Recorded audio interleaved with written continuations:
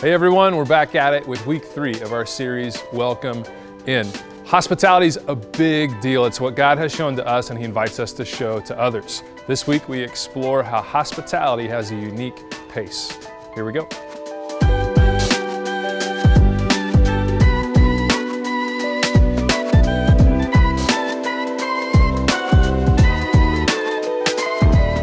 Listen, we are in a series called Welcome In. Somebody say, Welcome In.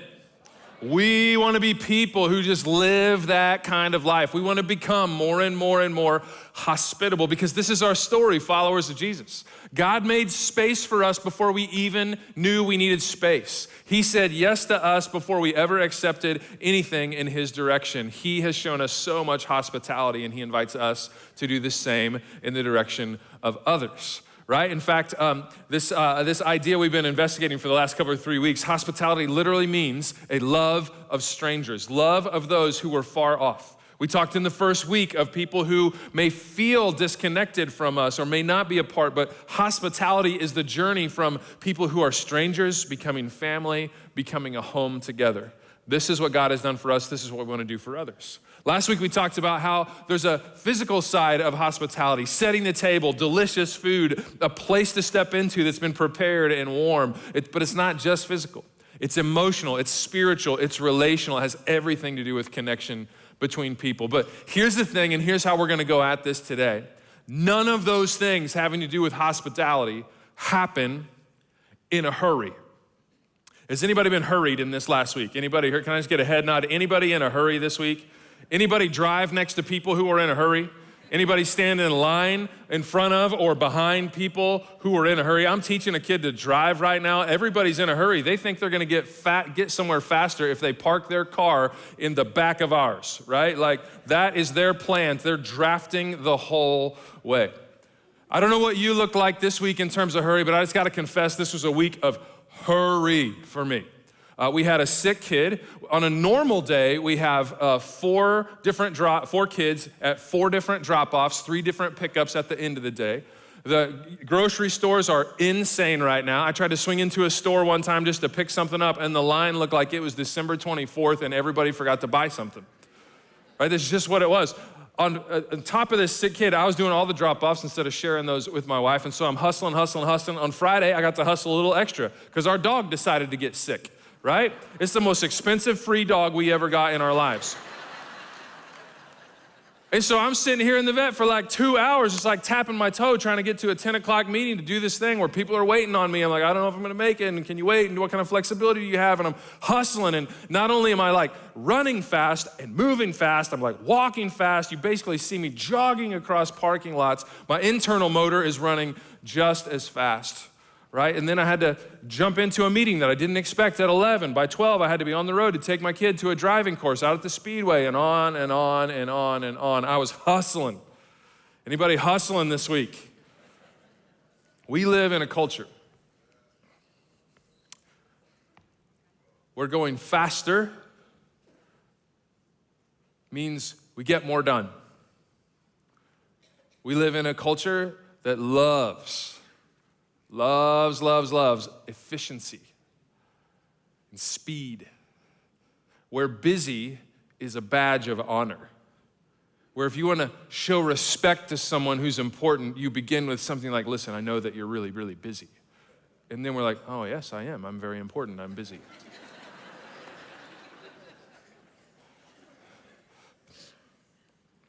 And it's not even just external, it's not even just interpersonal, it's internal, right? It's a sense of urgency that just keeps us running often at a pace.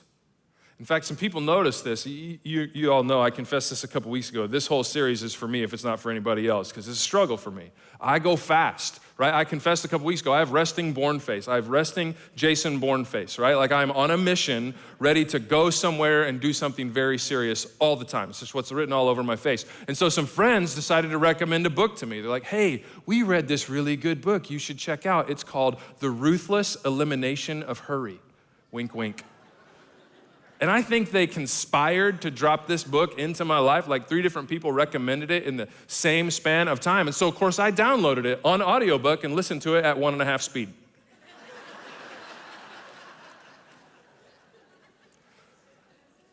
Listen, I get it. It's easy to laugh at, and we all have found our way into this because our whole culture just, it applauds us. It rewards us. The more you can get done, the farther you go, the more you have, and all the things. And so it's really easy for us to hear even these things about hospitality and be really inspired and say, yeah, God has been so hospitable to us. He's created space for us. We should totally create space for others when we have space in our calendar. We can be inspired and encouraged and just remember those moments where people have created unique space for us and gave us like undivided attention. Those people who were so committed to being with us, they never took their phone out of their pocket or purse to check it while we were together, right? And we're just like, oh, we know how good that feels. And we know how important it would be to show that to others. And so with our minds and our hearts, we can totally agree with hospitality, but here's the problem. We get dragged away by our momentum. We're moving so fast. We don't adjust to the pace of hospitality. And so today I'm gonna say something remarkably unpopular in our culture. Maybe, just consider the possibility, maybe I should slow down. In fact, why don't you turn to somebody around you and just with some degree of openness, whatever you can muster, just tell somebody, maybe I should slow down.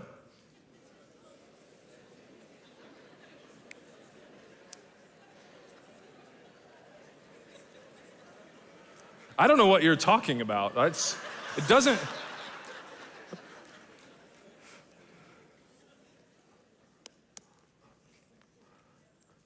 I not only listen to audiobooks at 1.5 or 1.8 if I can get away with its speed. There's some amazing people who translate into American Sign Language our services at 11:30, and I are regularly asking me to slow down. So I'm gonna try today. We'll see how it goes. You can tell me later. I actually read a book at the recommendation of another friend recently, actually in paper because that's the way I prefer it, a book called 3 Mile an Hour God, written by Dr. Kosuke Koyama. And he has this arresting first chapter that I just want to read a little bit to you, and I wonder if you could just kind of take it in. I won't read the whole thing. He begins by talking about how God's speed is just so dramatically different than our culture's. He uses a first example. Any of you familiar with the history of God's people in the Old Testament? There was a massive rescue that God did, and then he carried his people through the desert for 40 years to teach them one lesson: man does not live by bread alone. 40 years. Took me less than 5 seconds to say the phrase, but God took 40 years to ingrain the lesson in his people. When the season of kings would come by, it would not be one king that would teach them that God should be king and not man. It would be many, many kings over many, many years. It would not be one prophet declaring, turn back to God. It would be many over hundreds of years before Jesus, the plan all along, would arrive. God just has a different pace. And he picks it up, and I just want to read this to you. Part of it's going to pop up on the screen here in a minute. He says this: Jesus Christ came, and he walked toward a full stop. He lost his mobility. He was nailed down. He's not even at 3 miles an hour as we walk. He is not moving full stop. What can be slower than a full stop, nailed down? At this point, full stop. The apostolic church proclaims that the love of God to man is ultimately and finally revealed. He says, God walks slowly because he is love. If he is not love, he would have gone much faster. Love has its speed. It's an inner speed. It's a spiritual speed. It is a different kind of speed from the technological speed to which we are accustomed. It is a slow, yet it is it is slow, yet it is Lord over all other speeds because it is the speed of love. It goes on in the depth of our life, whether we notice it or not, whether we are currently hit by a storm or not, at 3 miles an hour. It is the speed we walk. Therefore, it is the speed the love of God walks. If love has its speed, maybe we should slow down. Tell someone around you, maybe I should slow down.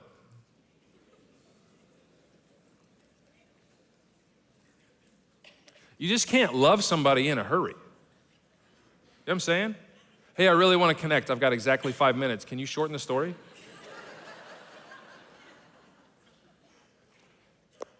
Today, I want to look at 3 stories, and I'm just going to give a flyover of the 3 stories. I'm actually going to invite you to come back to them this week. And here's what I hope that you'll do. They're in a book of the Bible called Luke chapter 10. We're going to look at it here in a minute. If you want to take your Bible out or your phone, go to Luke chapter 10 right now. You can scan the back of the seats. You'll find some teaching notes on there, and literally the passages will show up, so it can be right on your phone. You can take some screenshots if you want. But as you look at it this week and as we look at it today, here's the question I want to ask over and over. What does Jesus teach us about the relationship between our pace and hospitality in Luke chapter 10? If we really are going to be hospitable, create space where people can come near, be family, become home in the way that God has done for us, what's the relationship between that idea of hospitality and pace? Now, today I'm gonna work backwards through the chapter. Like, we're gonna zoom all the way into a specific encounter of people spending time together. And then we're gonna zoom out just a little bit and look at a pace of life. And then we're gonna zoom farther out to the macro, like to see the whole thing at once and look at where is our life headed. When you read later this week, if you'll read through Luke chapter 10, you're gonna do it in reverse. Big purpose to life pace to each encounter. Right? But I'm going to work backwards, and I'll tell you why later. The first story is one that's very familiar, especially if you did the fall study with us. We did a fall study that you can find your way into called Becoming a People Who. And even if you only made it through the first week, you encountered this story of Mary and Martha in Luke chapter 10. It's in verse 38. If you have your Bible, head there right now. Pretty familiar story if you've been around church for a minute. I'm gonna read through it, so if you've never heard it, you'll find your way into it just right away. It's so self-apparent and accessible. It's just an event of Jesus' life where he has dinner with some friends, some people who would become very, very close friends. And as I read, I just want you to listen for the pace of different people in the story. What's going on in their internal motor and in their outside pace. A buddy of mine shared this with me yesterday. He says, we all kind of have a natural tachometer and speedometer. You know what those are, everybody? Speedometer we're familiar with. We've been pulled over because of them, right? Speedometer is how fast you are actually moving. The tachometer is how fast your engine is spinning, the RPMs inside, right? So like when I took my son to a driving course, the instructor threw it into neutral and the foot was still on the pedal and the engine just ramps up really hard. There are times in our life where our outside is moving very slow, but our inside is still moving very fast. Can anybody relate? We arrive somewhere, but our soul hasn't gotten there yet. Or we're physically present, but somewhere else. We're running fast and hot on the inside, high RPMs, or external speed, how fast we're actually moving. I went on this 3-month sabbatical at one point where I didn't have to work for 3 months. It was amazing. I did some walking, actually. And when I came back, I found that I was walking really slowly. My internal motor had slowed down, and so my external movement had slowed down. Listen in this story and imagine the pace of the people in this story. Y'all ready? Luke chapter 10. That's Daniel. That's not Luke at all. Stand by. I'm not sure what happened there. Wait for it. Yahtzee. Here it is. As Jesus and the disciples continued on their way to Jerusalem, they came to a certain village where a woman named Martha welcomed him into their home. Her sister, Mary, sat at the Lord's feet listening to what he taught. But Martha was distracted by the big dinner she was preparing. She came to Jesus and said, Lord, doesn't it seem unfair to you that my sister just sits here while I do all the work? Tell her to come and help me. But the Lord said to her, my dear Martha, you are worried and upset about all these details. There is only one thing worth being concerned about. Mary has discovered it, and it will not be taken away from her. Through and through, this is a hospitality story. Mary and Martha, vaguely familiar with Jesus, they would develop a close friendship over time, but they invite them into their home, which in the first century was a very big ordeal, massive meal. And this was not just Jesus coming over for dinner. It was not Mary, Martha, and Jesus' party of three. It was Jesus and all of his followers. At least 12 other men came along with, plus all those in the household that would have helped prepare along the way. This was a significant event.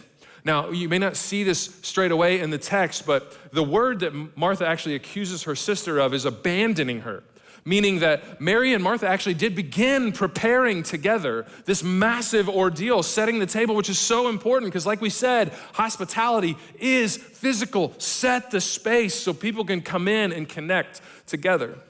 But somewhere along the way, Martha, in her desire to do really, really well, stayed laser focused on the physical and the hospitality, the expectation, where Mary, along the way, decided to throttle down. Did you hear it in this story? Martha's external pace, I just imagine her running around the house, really just wholeheartedly, generously doing her best to put on a great meal. Just really generous, spirited, but it was all focused on the physical side of hospitality, where Mary, somewhere along the way, said, enough is enough. It's time to be together. And she sat down and learned with other disciples, which is such a powerful statement of Jesus' value of women to learn alongside men. I wish I had time to go into it. I don't. The point is, Mary and Martha together set out to set the table really well, and Mary realized there's a pace to this thing, and I'm going to need to slow down. Did you catch it? Mary's RPM and speedometer were running fast and hot, and Mary, somewhere along the line, realized it was time to be with. How many of us might need to throttle down just a little bit to be with people? Mary sat down as a learner and a disciple. She realized that this kind of encounter was not just a physical space, it was relational and spiritual. But don't miss this. It's not just about learning from Jesus. While that's an important part of this thing, it's also just the setting of hospitality. I don't know about you, but in my story, I'm very much Martha. Like I, as an introvert, I just feel way more comfortable in tasks. I don't have to try to figure out what to talk about next. I don't have to worry about how people are feeling. I can just do this dish and then that dish and then that dish, and I can check on people, and I'm comfortable asking the question, can I help you? Can I get something? Do these things. I could easily be Martha hustling from place to place. There's a million reasons why. I know how to hurry. In fact, I referenced Jason Bourne earlier. I have this thing called go mode.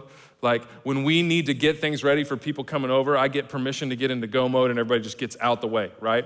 But instead of Jason Bourne with a long gun, I'm like dad life with like a Dyson V7 going crazy around the house. The problem is that motor stays running fast and hot, and the problem is this, is that hurry isn't hospitable.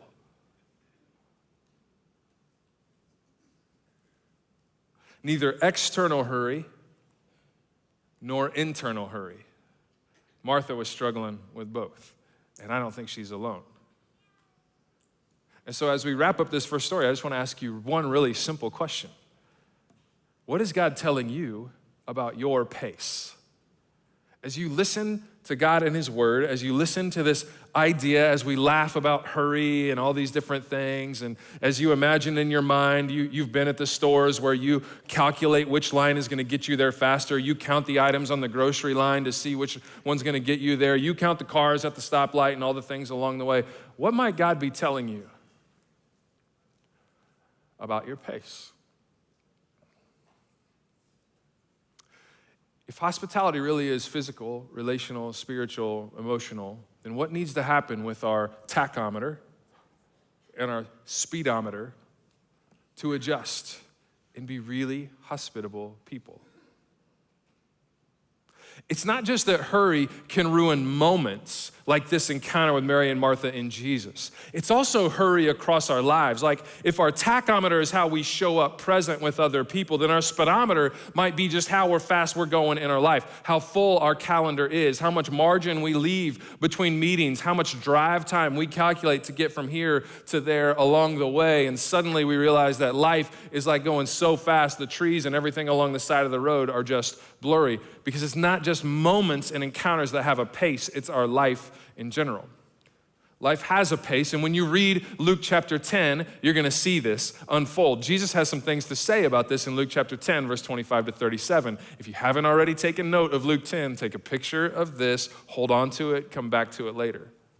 I'm not gonna read you the whole story, but this is another well-known story that has many applications, but it says a lot about pace and hospitality. A really learned person who knew a lot about the things of God came to Jesus and he said, hey, what do I need to do to have the fullest, longest, deepest, forever kind of life? And Jesus says, well, how do you read the scriptures? And the man says, well, I think it's this, to love the Lord your God with all your heart, soul, mind, and strength, and to love your neighbor as yourself. And Jesus said, absolutely, do this and you will live. Not think this and you will live, not agree with this and you will live, not intend this and you will live. Do this and you will live. But the guy's like, oh, that doesn't tell me anything new. So he justifies himself. Well, tell me, who is my neighbor? And then Jesus tells this very famous story that many of you will know. Even if you've never been around church, you've probably heard the story of the Good Samaritan. Does it sound familiar? Right? Here's the gist. A Jewish person is traveling along a pretty treacherous road, is mugged, beat up, everything's taken away from him. Health is right on the verge of everything. He has no means to take care of himself. He's totally vulnerable. But this narrow road that you could visit today, that they probably had in mind that Jesus was hypothetically talking about, you could not avoid seeing this person. There's no way you could miss this person. And along came three people. One person was a priest, one who is intended to connect God to people and people to God, right? He shows up, sees the person, what does he do? Other side of the road, keep moving. Because this person might make him unclean. This person was gonna slow him down. Then a temple servant comes along, another person who cares about the things of God, crosses to the other side, moves away, maybe literally steps over him to keep moving. Finally, one that Jewish people would have no space for, a Samaritan, comes along. Sees the person, has compassion. And as I read how he reacts in Jesus' story, I just want you to think about pace. What happened to this person's pace? How does this person's pace compare to the two I just told you about? In Luke chapter 10, Daniel again. I should have learned the first time. Stand by. There we go. It says this, then a despised Samaritan came along, and when he saw the man, he felt compassion for him.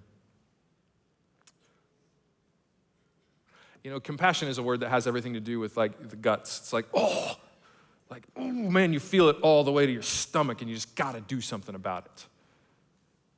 And I just gotta confess, a lot of times I miss those moments because what's in my stomach is hurry and worry about where I'm supposed to be. I wonder if there's anything related to the first two in the story. He says, he had compassion for him. Going over to him, the Samaritan soothed his wounds with olive oil and wine and bandaged him. Then he put him on his donkey and took him to an inn where he took care of him. Do you guys see what the next three words say? Anybody reading with me? The next day. The next day, he handed the innkeeper 2 silver coins, telling him, take care of this man. If his bill runs higher than this, I'll pay you the next time I'm here. What do you notice about pace?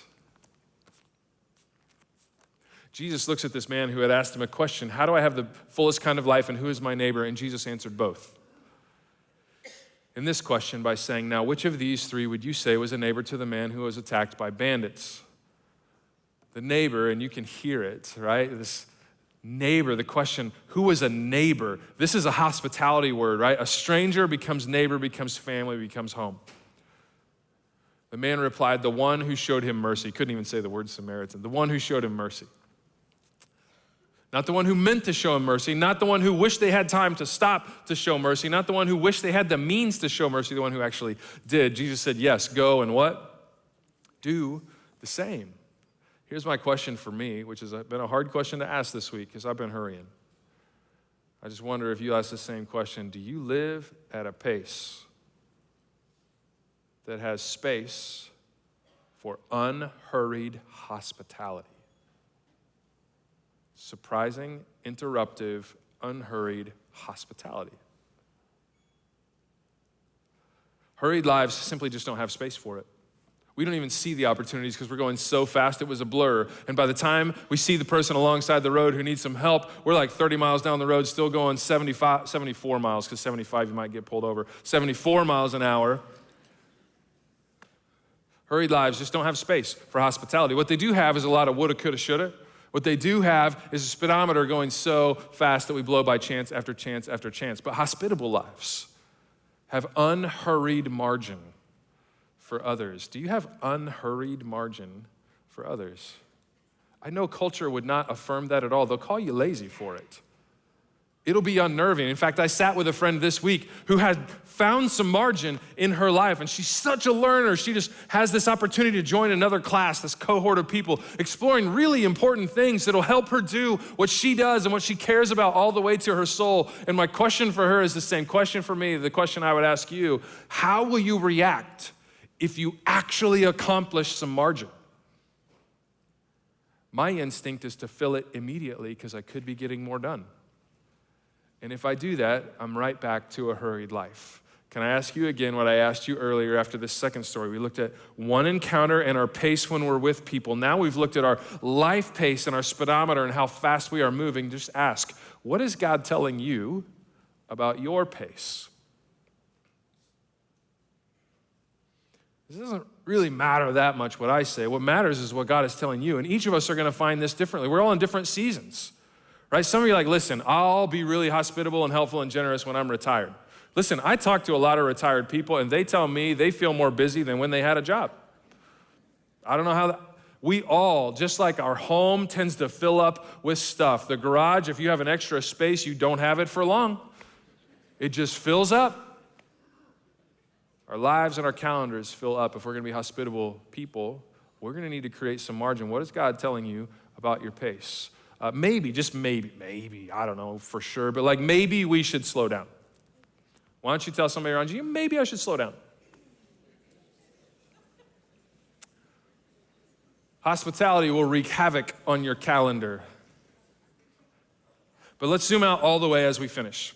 We started in encounters. If our motor, our internal RPMs are going so fast when we're with people, we just don't have the capacity to be hospitable. If our speedometer and our lives are just traveling at such a rate with no margin for any kind of extra, we're gonna blow by chance after chance to be hospitable. But let me just back up and ask all the way, why do we need to be hospitable at all?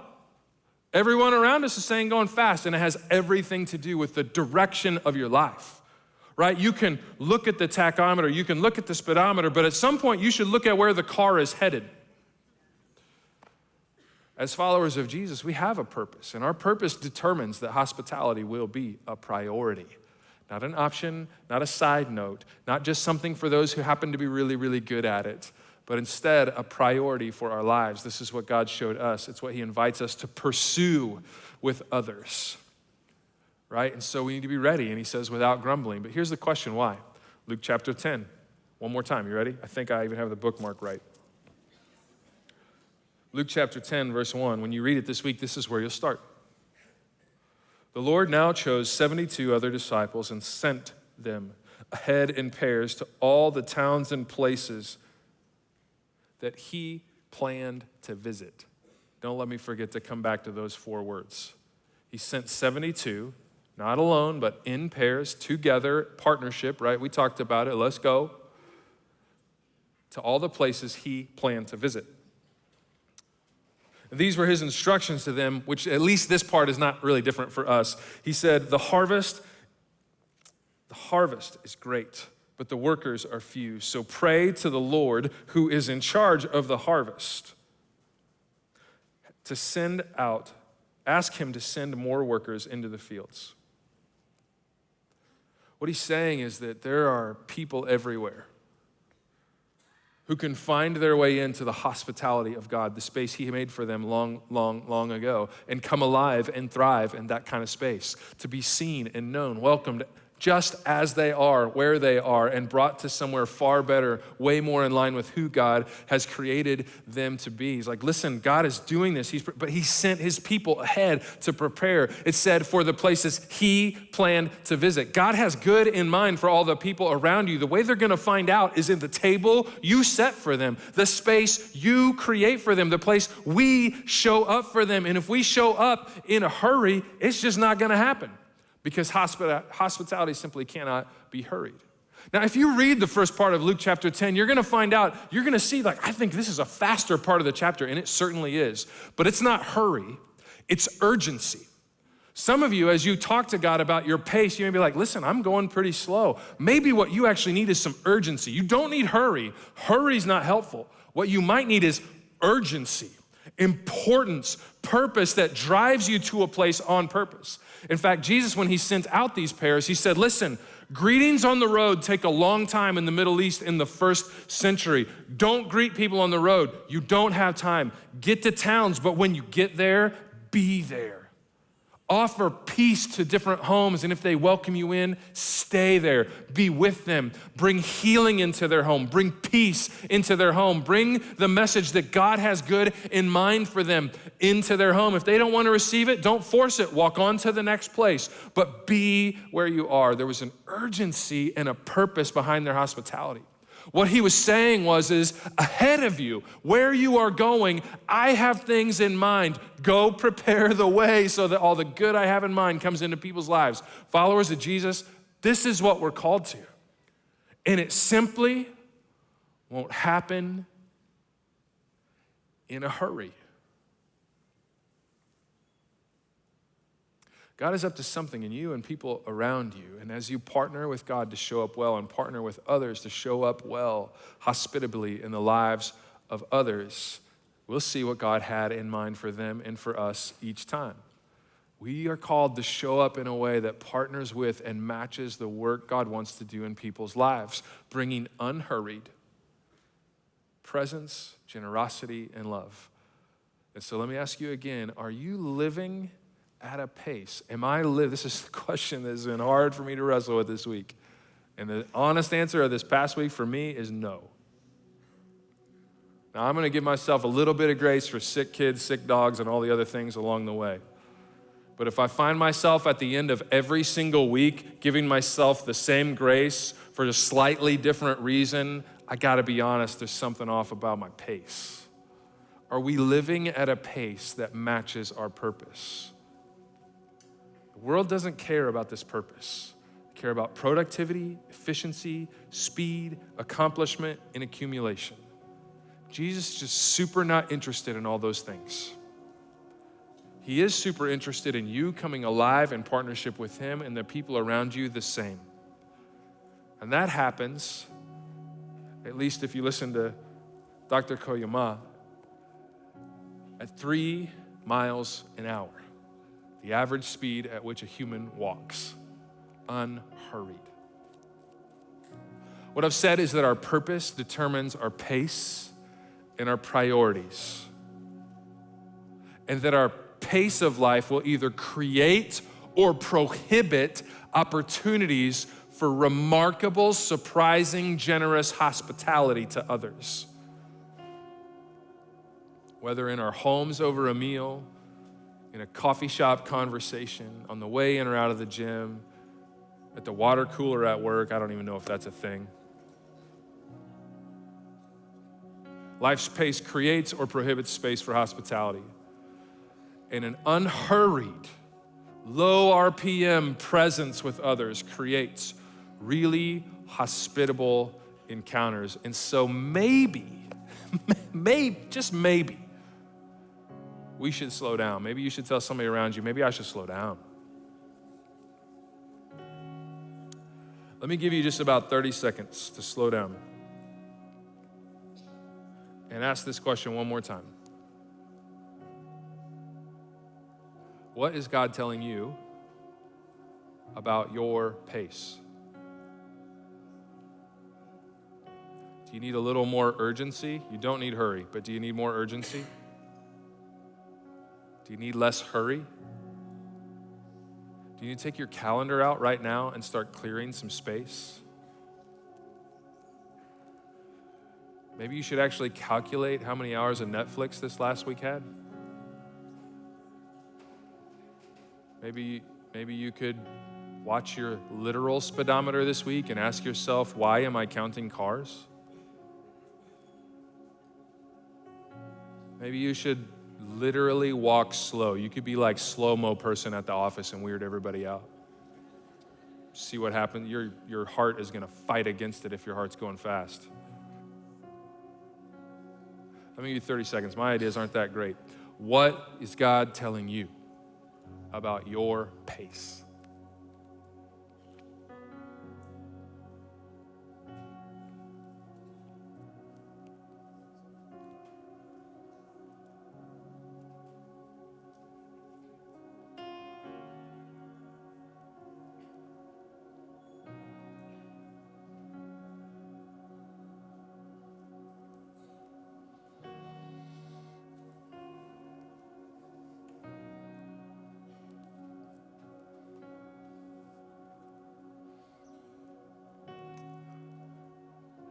I wonder how many cell phones went off in that 30 seconds.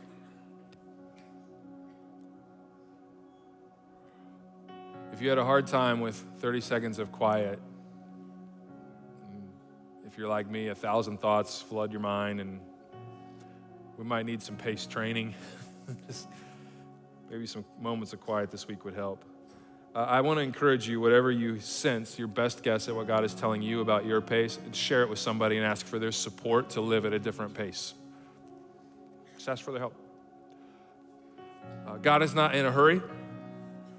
Jesus lived at a pace. Could have shown up in a moment and accomplished everything, and yet he came as a child. We celebrate this at Christmas, yeah? In this crazy, frantic season in our culture. He arrived as a child, completely dependent. Patient, 33 years. 30 years before we really know much about him. 3 years of faithful, patient ministry with guys and women who just didn't get it. And then came to a screeching halt on our behalf, taking anything that would separate us from God and dying on our behalf.